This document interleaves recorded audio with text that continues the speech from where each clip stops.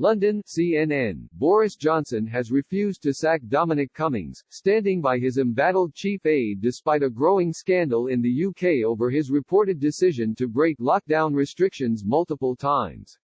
I think he followed the instincts of every father and every parent, and I do not mark him down for that, Johnson said at the government's daily coronavirus briefing on Sunday. The Prime Minister added that Cummings had no alternative but to drive 260 miles across England to stay with his parents while his wife was sick with COVID-19 symptoms. Ministers have spent much of the weekend loyally defending Dominic Cummings, the enigmatic aide often portrayed as the mastermind behind Johnson's premiership. After it emerged he and his wife made at least one journey to Durham. But Cummings' position became more perilous still on Sunday, after fresh claims emerged that he had in fact broken the UK's coronavirus lockdown on multiple occasions throughout April. The saga has descended into scandal in Britain, quickly becoming a defining moment in the country's much scrutinised response to the coronavirus pandemic and threatening to undermine the lockdown rules Johnson has spent 8 weeks pleading with Britons to follow. And its timing is particularly unfortunate for the Prime Minister, who has overseen the deadliest COVID-19 outbreak in Europe and who was forced into an embarrassing U-turn on a controversial fee for immigrant health care workers just days earlier. But his refusal to let Cummings go ensures the controversy will continue to overshadow the country's coronavirus response in the coming days. Calls for Cummings to be sacked. The uproar over Cummings' behavior began on Friday evening when two newspapers, The Guardian and the Daily Mirror, revealed he had travelled from London to Durham to stay at his parents' property at the end of March while his wife had coronavirus symptoms. The journey appeared a clear breach of the UK's lockdown, with Cummings' boss Johnson repeatedly urging the public to stay at home and save lives, and has dominated front pages in the country throughout the weekend. Cummings, left, has been considered the controversial figure behind Johnson's premiership.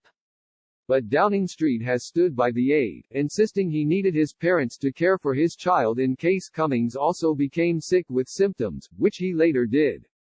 Caring for your wife and child is not a crime, Minister Michael Gove tweeted, one of a number of leading government figures to claim the lockdown allowed for such trips. It marked a notable shift from previous episodes regarding the lockdown. When leading epidemiologist Neil Ferguson was forced to resign from the scientific body advising the government for breaching lockdown, Health Secretary Matt Hancock said he was left speechless by the extraordinary breach. On Saturday, Hancock said Cummings' trip was entirely right. That defense was bruised on Sunday, after the same papers dropped new details alleging Cummings had been seen in the Durham area on multiple occasions after his initial trip. Downing Street has rebutted the subsequent claims, saying in a statement that they will not waste our time answering a stream of false allegations about Mr. Cummings from campaigning newspapers. Cummings' influence over ministers is well documented in the British political press, but Downing Street's approach is no longer being followed by several of Johnson's own backbenchers, who one by one began to call on Cummings to go on Sunday. Enough is enough, Conservative lawmaker Steve Baker wrote in an opinion piece for the Critic website. Dominic Cummings must go before he does any more harm to the UK, the government, the Prime Minister, our institutions or the Conservative Party.